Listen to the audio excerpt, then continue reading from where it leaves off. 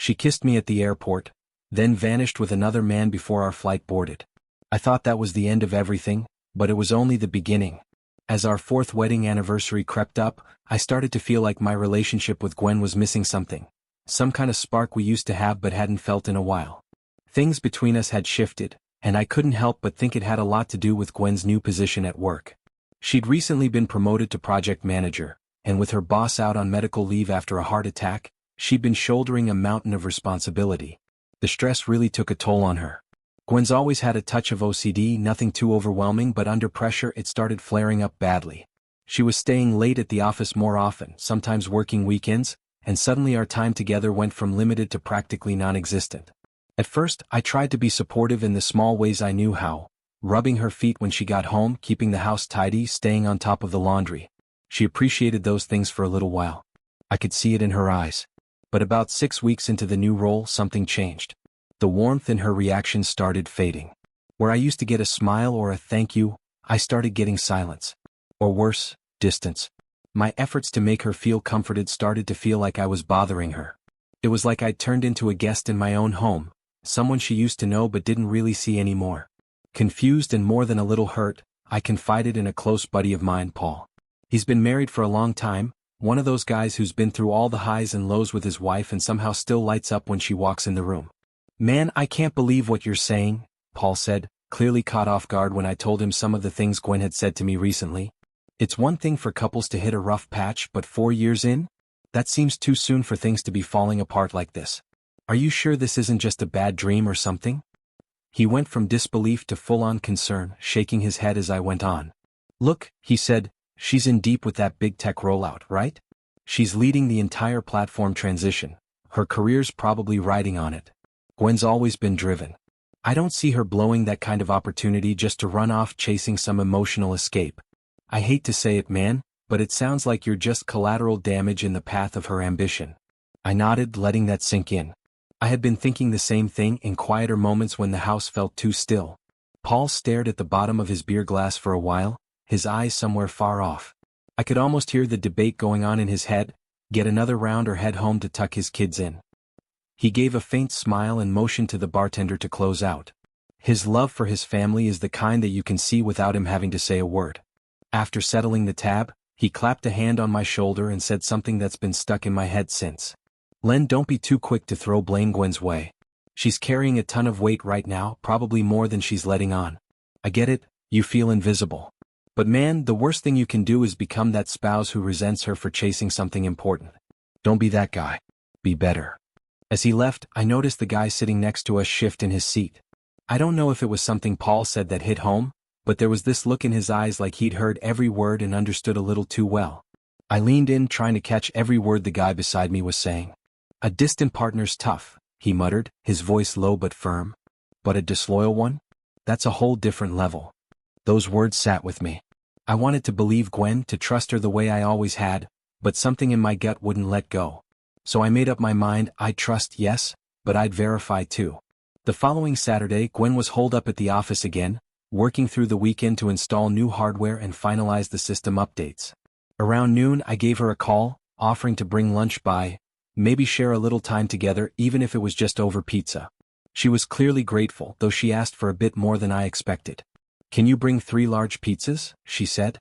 "There are 4 of us here and we're all starving." "No problem." I jotted down everyone's orders and swung by her office.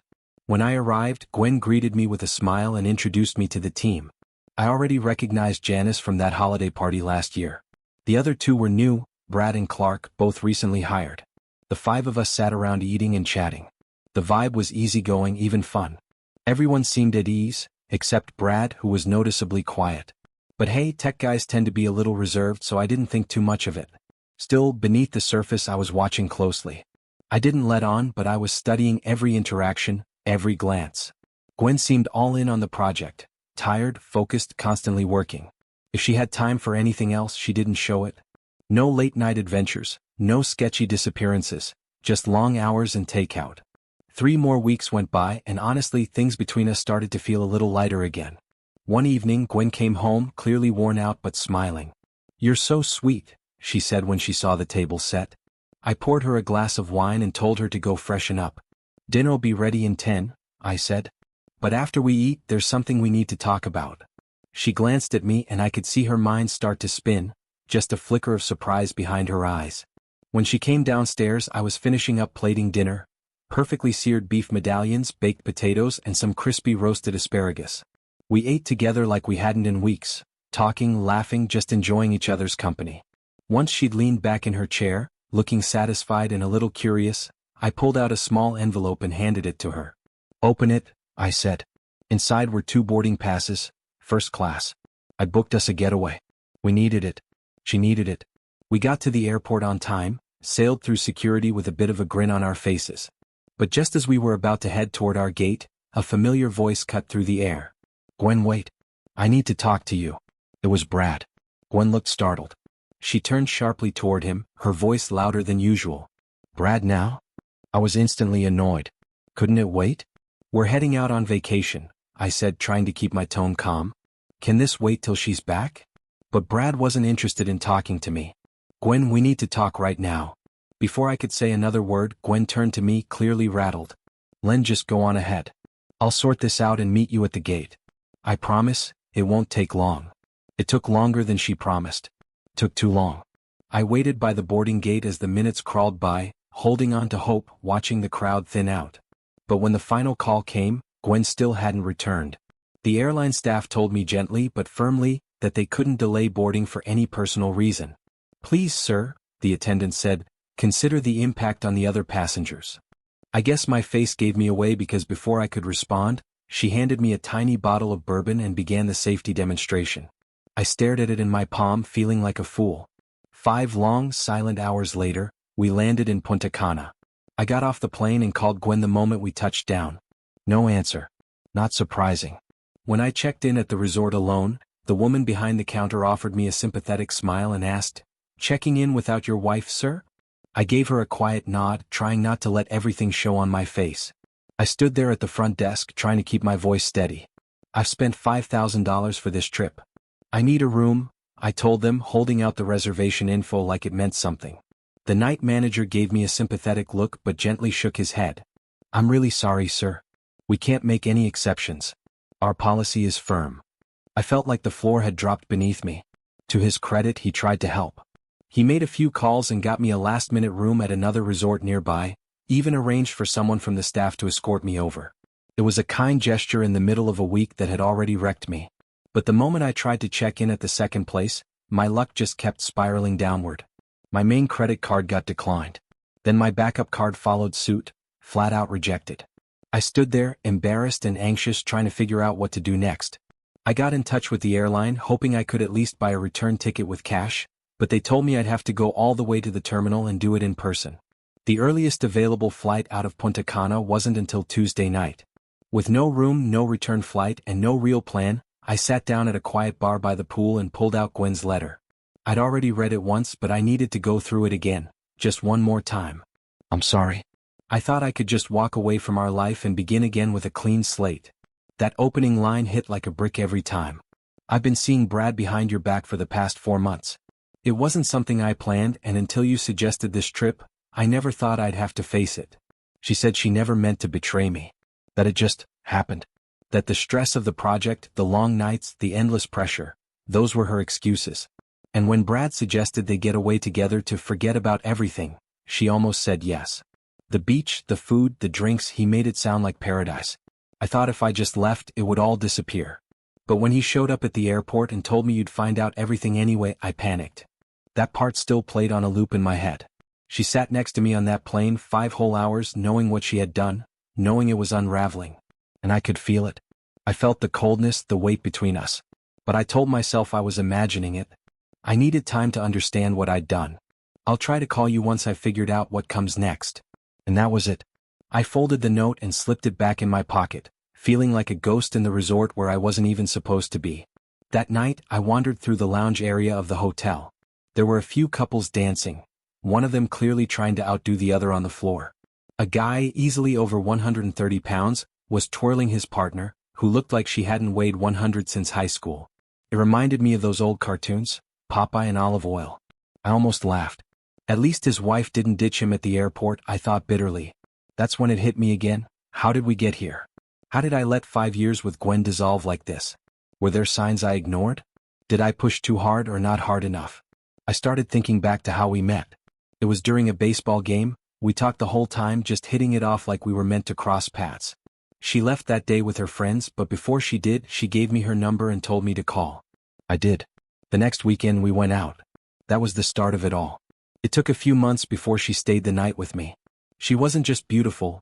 Gwen was athletic, smart, graduated high school with honors, and had this spark that pulled people toward her. And me? I was just a guy with a soft spot for the Cubs and a backstory involving their farm system. Back then, it felt like we were building something strong. Real. Now, I was alone in a borrowed resort room with a blocked credit card and an open wound where our marriage used to be. Back when I first met Gwen's family, I was desperate to make a solid impression, especially with her dad. The man had that cold, calculating look, like he was silently scoring you on every word you spoke. To try and win him over, I even downplayed my love for the Cardinals, which wasn't hard. I've never been the most diehard fan anyway. But let's be honest, no matter what I did, it always felt like he was waiting for me to mess something up. That judgmental stare of his? It never really went away. For 5 years, all the way up to the day Gwen left me stranded at that airport, I felt like he saw me as barely tolerable. I still wonder sometimes if he was pleased with how things turned out. If, deep down, he believed I was never good enough for his daughter. Back in Punta Cana, I was doing everything I could to keep myself together. I headed into town to pick up the emergency wire transfer my brother had sent. Thank God for him. I caught a cab straight to the airport after that and secured a seat on the Tuesday evening flight. I made double sure there wouldn't be any last-minute changes to the schedule. The last thing I needed was more unpredictability.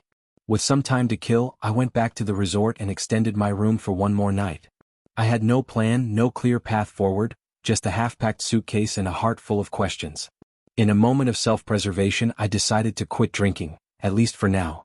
Slipping into my swim trunks, I ran along the shoreline, pushing myself until the burn in my legs dulled the ache in my chest.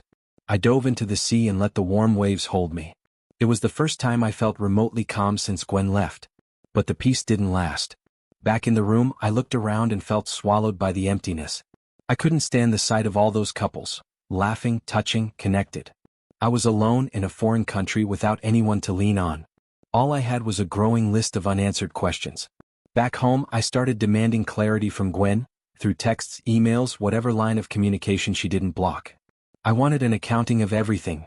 Our shared finances, what we spent in DC, what was missing from the house. Every detail. It was part grief, part survival. I needed to understand what I was actually coming back to. But none of that mattered much in the end. By Monday morning, I was back at the office, sitting at my desk waiting for the call from Abbott's office. The legal paperwork was supposedly ready for my signature. My mind was fogged with everything: betrayal, confusion, the sting of abandonment. That's when my secretary stepped in. "Len," she said gently, "there's a man here to see you. He won't say who he is." My stomach dropped. I had no idea who it could be, or what they wanted. Meanwhile, my lawyer had been prepping our side of the case with surgical precision. He laid out our timeline, our version of events. Nothing new for the court, just the facts already vetted and submitted. Once Gwen's lawyer had his chance to respond, we closed with a rebuttal. Then the judge turned to Gwen. "Ms. Harper," she said, using Gwen's maiden name just like her lawyer had. "You're not accusing Mr. Linder of mistreatment, are you? Did you simply fall in love with Mr. Bradley Parker and choose to leave your husband for someone else?" Gwen was silent for a moment. That silence carried more weight than any explanation. Across the courtroom, I looked up and froze. The judge was a woman. I don't know why, but that threw me. I had assumed, wrongly, that she'd be some aging man, half sympathetic to a beautiful wife and quick to hand her the farm. That's what people like Gwen's father always believed. Charm wins. But this wasn't one of those old-school backroom stories. This was Judge Judy Carter. I should have known. I should have been ready. We knew she'd be the one presiding. Why hadn't my attorney warned me? Maybe because deep down he knew I wasn't just preparing for a legal battle, I was still grieving the war I lost in silence. I didn't want anyone building false hope on my behalf. Not friends, not family, and certainly not myself. If Gwen had made up her mind, I didn't want to walk into court overconfident only to be crushed by some unexpected turn. The judge was going to evaluate everything, and I knew that meant I'd be under a microscope. My father worked the same factory line for more than 30 years. He was a man of few words, but when I got accepted to law school, he pulled me into a hug I'll never forget. "I'm proud of you, son," he said, clapping me on the back. Then, with a half smile, he added, "Just don't turn into one of those guys people hate at dinner parties." I laughed, but I took it to heart. That day, after we had lunch together, I thanked him again before we said goodbye. Even now, in the mess of everything, I found myself replaying his words in my mind more than I expected. After the divorce, people tried to set me up.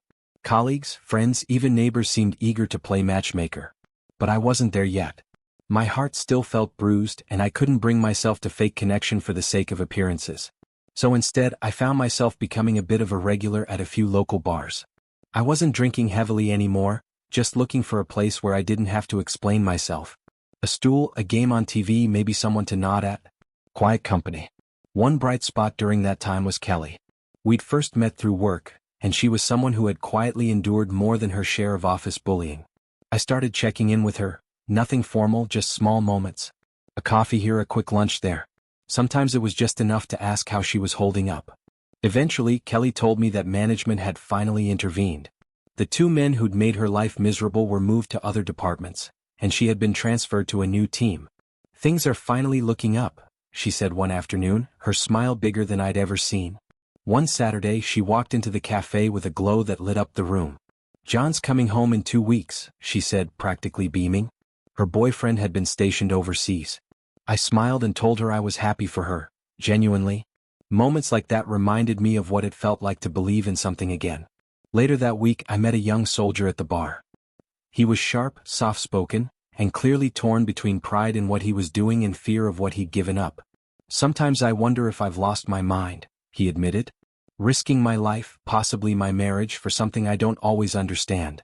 He told me he'd studied electrical engineering before enlisting and was considering going back to school once his service ended. "I've been looking at Purdue," he said.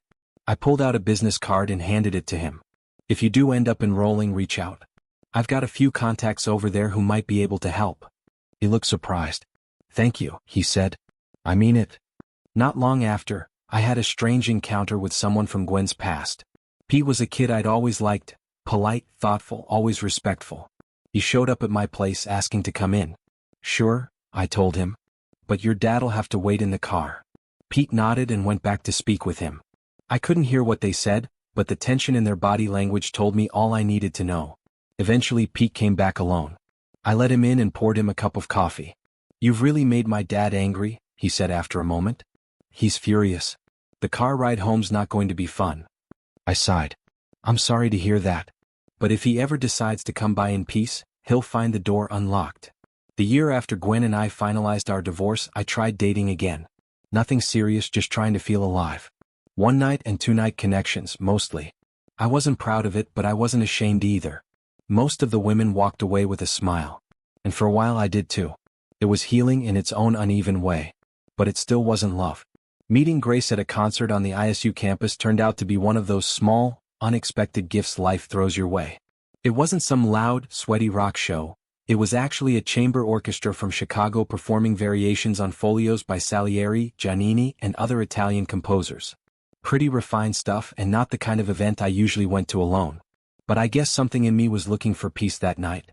She sat beside me, petite, with this quiet, luminous energy. A pixie-like presence that made the air feel lighter somehow. We didn't speak much during the performance, but by intermission, we were already swapping thoughts on the music and laughing about how most people our age didn't even know who Salieri was. That was how it started. Work had also taken a turn for the better. After pouring myself into long hours following the divorce, I'd finally been promoted, and with that came a generous bump in salary. It wasn't just about the money, it was about feeling like I was standing on my own again. One Saturday afternoon in April, I drove over to Grace's place to pick her up. The weather was perfect, warm sun, a breeze just strong enough to carry the scent of spring, and for a moment I considered scrapping our museum plans. Why not just grab a couple beers and relax on the patio? I thought. But I stuck with the original plan. 30 minutes into the gallery, I was already regretting not going with my instinct. We turned a corner and walked into a space that held a single large canvas, one that immediately drew me in. The colors were rich and haunting, layered with something I couldn't quite name. The title read, L'Amour Perdu by Grace Powell Adams. "You made this?" I asked, stepping closer. Grace looked over at me and smiled, her eyes twinkling with both pride and a little mischief. Yes, it's mine. It's incredible, I said, still staring. The title? It's French, right? What does it mean? Lost love, she said softly. It was my Valentine's Day piece. The message is pretty clear, don't you think? I nodded slowly. Yeah, it says a lot without saying too much. She glanced away, her tone shifting just slightly. I've got thoughts about it, but I'm not ready to talk about them yet. Maybe another time. As we moved through the exhibit, she talked about the process, how two students had stood for hours posing as models for one of the earlier pieces. We took our time, letting the silence fill the spaces between us. It was the kind of afternoon that lingers. Before we left, Grace suggested dinner next week. We agreed she'd come over to my place on Wednesday and I'd cook something. Simple, nothing fancy. Just a home-cooked meal and a quiet evening. That Wednesday she showed up right at 5:30, and before she even said hello, her eyes drifted to the overgrown patch of weeds in the backyard. What had once been a garden now looked like a miniature jungle, surrounded by a 7-foot fence meant to keep the deer out. Without missing a beat, she grabbed a shovel from the garage and started digging near the base of the fence. She laughed as she pointed to the spot. Trying to keep the rabbits out too, huh? Smart. Later, after dinner, as she helped me wash the dishes, she dried her hands and turned to me with a little grin. Listen, she said. I know I've got to head back soon, but I have a request. I want to plant a garden here.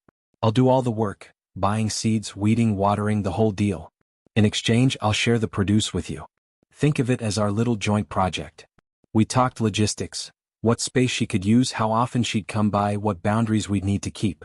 I laid out a few basic rules, mostly out of habit, and she agreed without hesitation. Something about it felt like the beginning of something good. Not dramatic, not overwhelming. Just good. I agreed to Grace's proposal.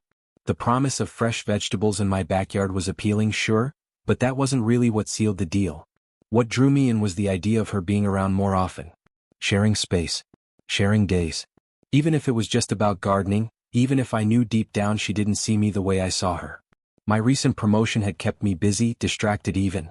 And between her classes and her studio work, our conversations had grown short and scattered.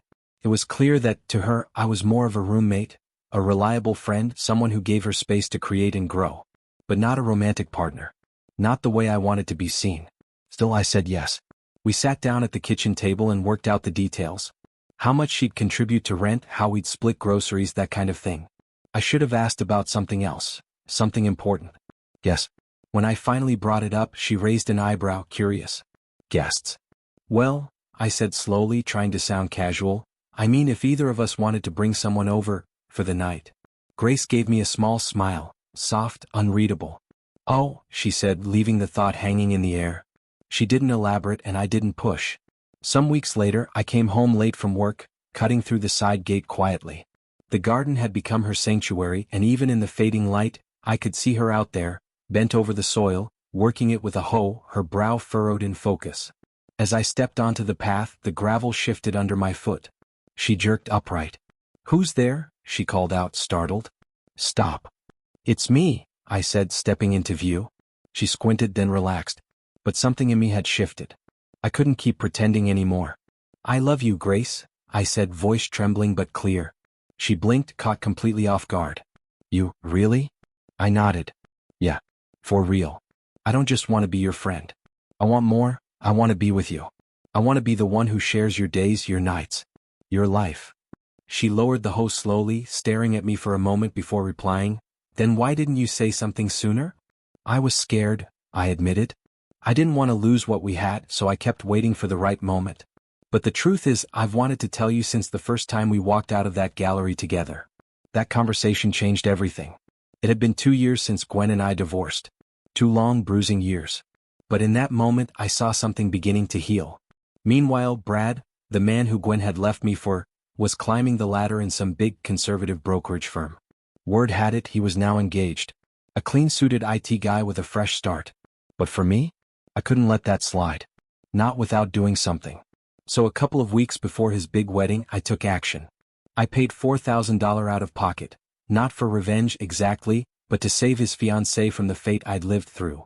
Brad's life was an open book, and all it took was turning a few pages to expose the parts he tried to hide. I don't regret it. Not one bit. As for Grace and me, well, we spent 15 unforgettable months living together in that old farmhouse. And for the first time in my life, I knew what it meant to be truly happy.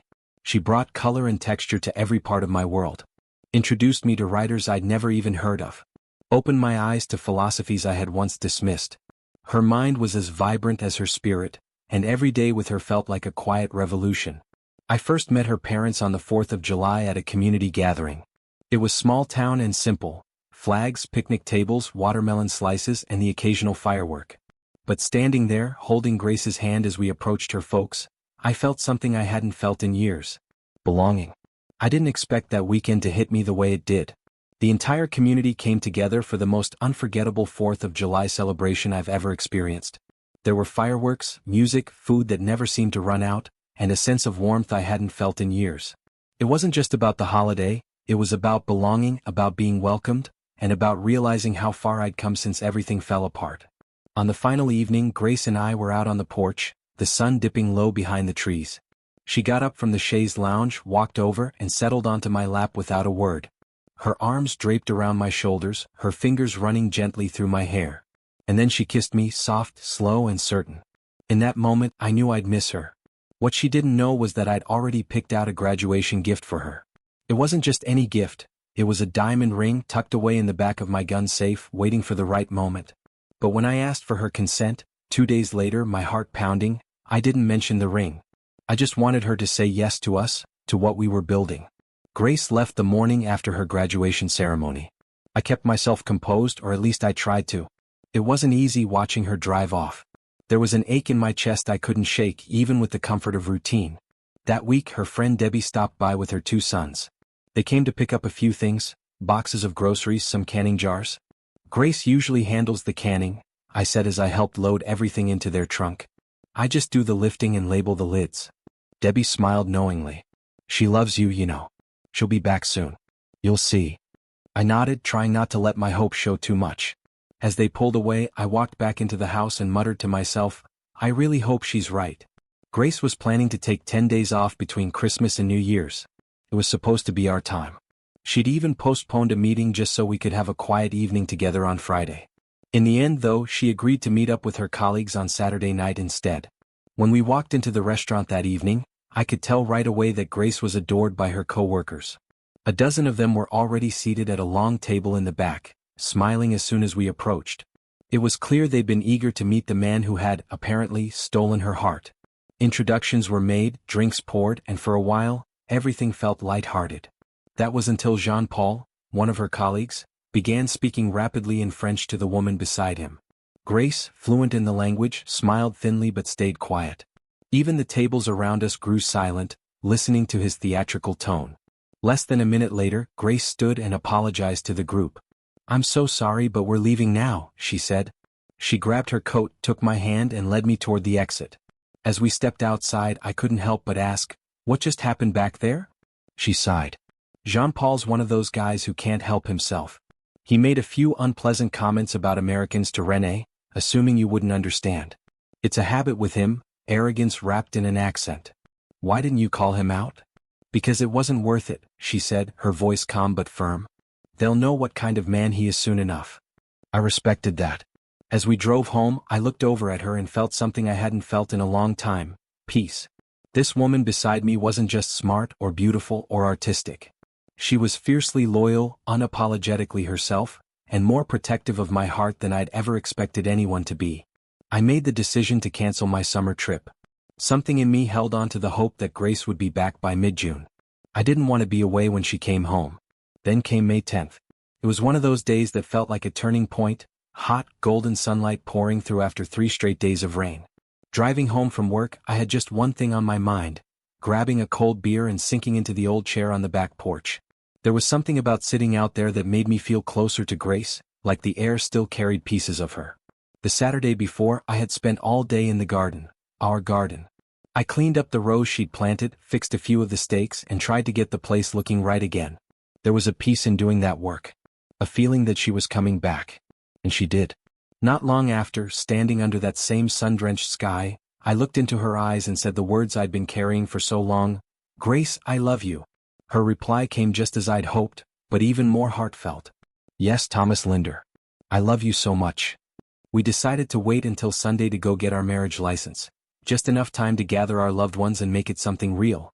That Sunday, surrounded by 20 of the people who meant the most to us, our parents, our siblings, and a few dear friends, we exchanged vows in the garden. The ground was still a little damp from the last week's rain, but nobody seemed to mind. The joy in that space, the quiet sincerity of it all, made the weather feel irrelevant. Grace was radiant in her dress, and I caught my parents glancing at each other, smiling like they were proud of the life I'd finally built for myself. Grace had been married twice before. Both times it ended in heartbreak, infidelity on her partner's side. But she carried those scars with grace and never let them harden her heart. She met me with honesty, not walls. And Gwen? Well, she never had children. After we separated, she developed a sudden interest in motorcycles. I didn't ask questions. By then, her life was no longer part of mine. Tragically, that hobby ended in an accident that left her paralyzed. She's now relearning how to speak. I'll be honest, there's still a part of me that's angry. Maybe I always will be. But I never wished this on her. Not this. Some would call it karma. I just call it unfortunate. So that's the end of my story. I've lived through betrayal, picked myself up from loneliness, and somehow, found love again in the most unexpected place. Now, I'd like to hear from you. Did the man in this story do the right thing? Did he hold on when he should have let go, or did he fight for what mattered most? Let's talk in the comments. I want to know, what would you have done?